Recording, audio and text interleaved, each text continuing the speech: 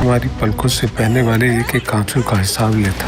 Own के बीच में इतनी बेतकल्लुफी कब से पैदा हो गई? हमारा खाकर हमारी सरों पे नाच रहा है आपका ये नवासा। उससे अपने साथ हॉस्पिटल लेके चली गई।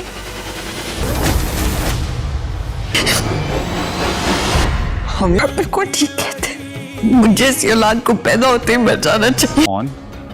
तेरे बांध से हाथ हटाओ। आइला, वो जिए या मरे हमें इससे क्या?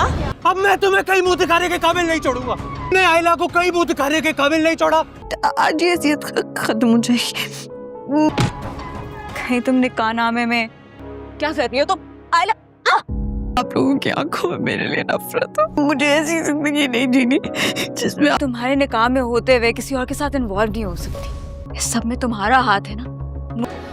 आइला ने सुसाइड अटेम्प्ट किया। शामी आइला के साथ जिस लाताल्लुकी का मुजाहरा करेगा उनको इस बात का काफ़ी ज़्यादा गुस्सा होगा, तभी वो एहतशाम के साथ अच्छी खासी लड़ाई करने वाला होगा और उसकी काफ़ी ज़्यादा मार पिटाई भी करेगा। आरफा जिसने फारूक के कहने पर ज़बरदस्ती बीजान से माफ़ी मांगी थी और काफ़ी ज़्यादा शर्मिंदा थी, उसके हाथ में तो जैसे बीजान को बेइज्जत करने का एक और मौका आ जाएगा और वो ऑन पर चढ़ दौड़ेगी और बीजान से यही कहेगी कि जिसने पूरी जिंदगी हमारे टुकड़ों पर पलकर गुजारी है, अब वो हमारे घर में ही ऐसी धोखेबाजी करता फिर रहा है। इससे यहाँ पर रहने का कोई भी हक हासिल नहीं है और इससे यहाँ से निकल जाना चाहिए। बीजान ये बात किसी सूरत भी मानने के लिए तैयार नहीं होगी। रिमला जब आइला से ये सवाल करेगी कि तुम ऑन के साथ इतनी फ्री कब से हो गई हो कि घर में तमाम लोगों को छोड़कर तुम उसी को ही हॉस्पिटल लेकर गई थी और कहीं तुमने अपने बच्चे के बाप के खाने में भी